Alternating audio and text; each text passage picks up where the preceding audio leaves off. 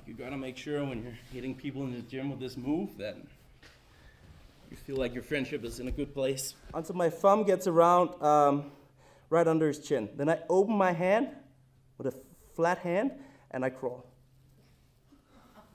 Yeah, this is terrible to be a victim of, but you've got to realize that the chin is not proper defense. It's just buying your time, okay? Where my choke arm is on the top and my head here is on the bottom here. So my head is between his head and the mat.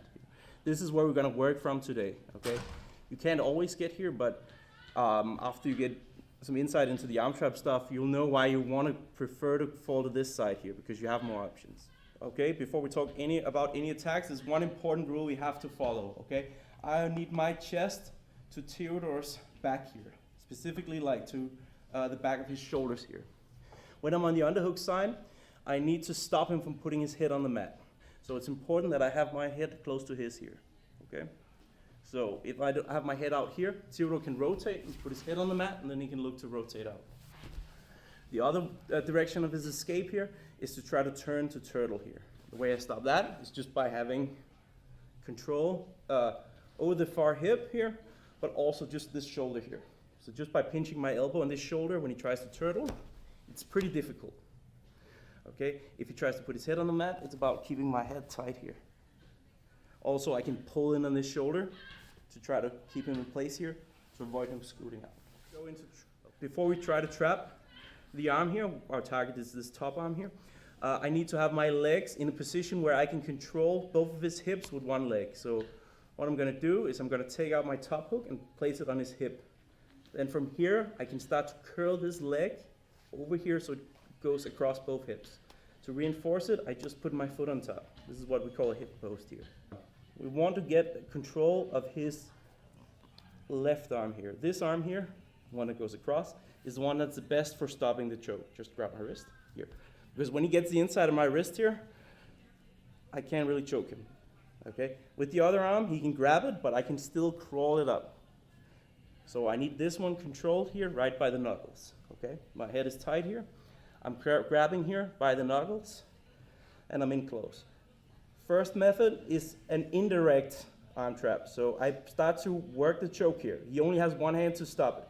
So as he grabs here, I'm gonna go for it and make him pull. When he pulls, I push the hand down below his chest here. I take my knee up and I throw my heel over his wrist here. From here, I push down, I lock my legs the best that I can, and I think about pinching with my knees and curling in with my heels here. When he tries to get the hand out, it should be very difficult, okay? If you feel like he's trying to swim the hand out, you can follow it behind here. And now I have an opening method. We try to go in, he pulls here. Don't just push down right away. If his arm is relaxed and I push, he can just pull it away real quick, okay? So I really want to sell this choke. He has to stop it. He's pulling. Then when I feel a good pull, I'm pushing down, throw my leg over the wrist, and look, I cross my bottom leg on top of this top leg here. Knees pinch in, heels curl to the butt. When you go, like really try to choke him. If he's not pulling down hard on the wrist, you're just gonna get to the choke. When you feel the pull, push the hand down and make sure it goes right below the chest here. Boom. Then from there, pull your knee up and throw your heel over the wrist. Then you lock up, pinch, and curl, okay?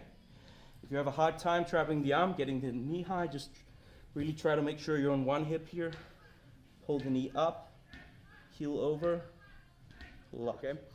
We need to make sure we have this long hook the whole time. If this hook is in the middle and I start to open this leg, I lose control over his hip here. So we can start to turn, and here, if I try to, this is already too late, okay?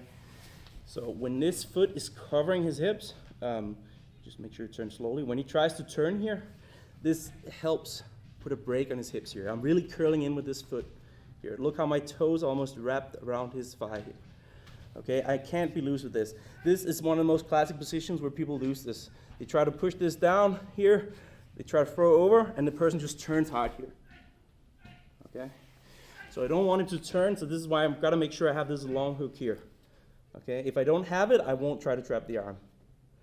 Okay, sometimes you can even use your hand to try to help set this in place.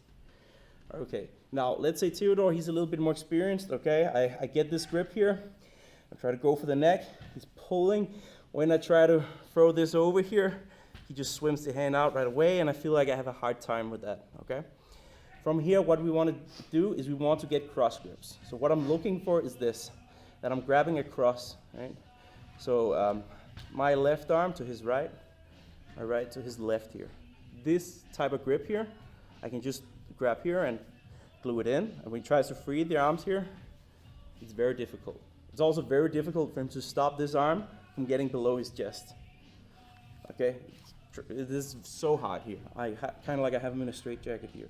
Okay, to do is I'm looking again, secure this one-on-one here, and I'm looking to work down here. Okay, from here, when he pulls down the hand, I'm gonna let go of this and go inside the wrist here. Swim my hand out. Okay, now I have one cross grip. Okay, now he knows, yeah, he has to defend his neck, right? So from here, he's in trouble because he either has to work on getting his hand out or defend his neck with this hand. He can't do both. When I go for the neck, he looks to block up top. I'm gonna go and I'm gonna get my second cross grip here. Glue it in. So this space here, I glue it to his chest so there's no way out. He tries to free his hands. It's super difficult. Now I can push down, trap. I can even take the extra time here to make sure I'm all the way through here. Lock. This one goes back here, and we're in business. Okay, from here, I'm going to get the wrist, push it down, and feed it here. Now from here, he's in a dilemma here. He either has to free his arm, or he has to block the choke. From here, I go up. I really threaten the choke. So if he's just lackadaisical down here, I'm pushing this through. Okay, as he's trying to defend, I go on top, push down, glue. Here, here, back to the one-on-one. And Tyr's in a terrible position. Okay. The good thing about this style of attack here is it's very methodical. I can work my way to it. But you shouldn't underestimate that at any time, if the neck is open and you're there, punch in the choke, okay? Because that's your primary goal at the end of the day. So we get here. You can, however you like here, you can set up the arm trap, okay? Now, we want to get to the choke. Let's just have a partner with their chin down for defense here. I want to make sure I have my grips, my one-on-one here. Look, guys, I'm using the dirty finger here and the thumb to grab the knuckles here, okay? This is so much more powerful than this. Here, too, free your hand. Yep, free your hand. This grip is super annoying, to put it gently, okay? Just these two fingers grabbing around the knuckles here. This is so hard to escape, okay? Now, Theodore has his chin down. I'm making sure I keep my head close. I'm gonna take my hand, I'm gonna make a flat fist. I'm gonna start all the way behind his ear up here. Then I'm gonna wiggle it down here.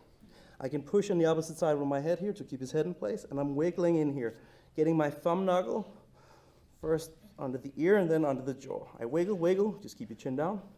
Wiggle, wiggle, wiggle, wiggle, until my thumb gets around right under his chin. Then I open my hand with a flat hand and I crawl.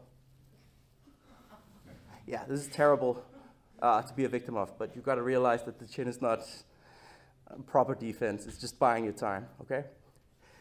So, sorry, Theodore. That's fine. Flat fist, not like this, not like this, like this. Thumb starts behind the ear. My head holds his head in place, and I wiggle it under his jaw. Then I just follow the contour of his jaw until my thumb is directly under his chin. Now I make a flat fist, and I crawl along the neck. I can use my wrist to open up even further, and I want to try to get here as deep as possible.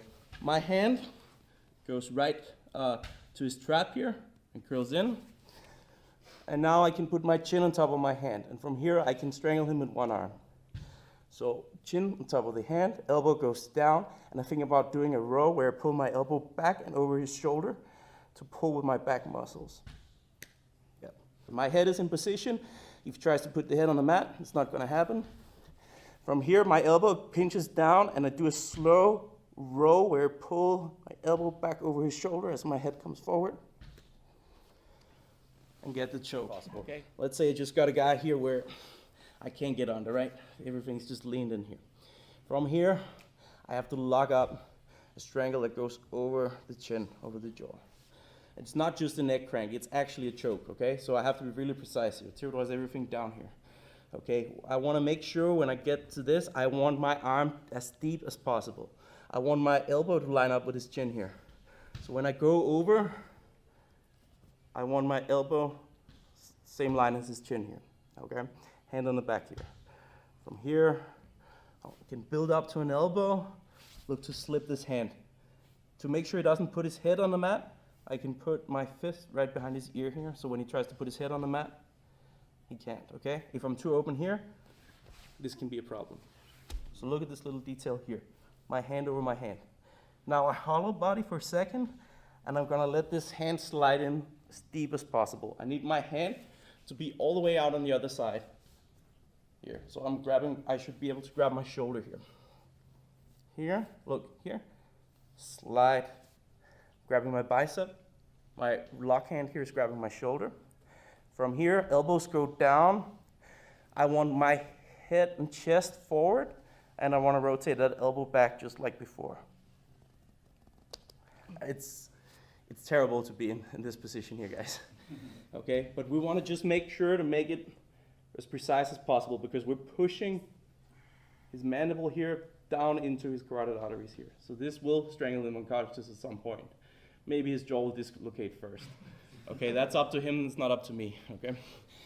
Of course, I'm doing this slow and professional, but guys, the whole point is you want this arm deep, elbow deep here, and look here, when you slide in, hand over hand, make sure your hand slide all the way through. Grab your bicep, and here I really like to emphasize getting my head over the top, elbows down, and then chest in, elbow back.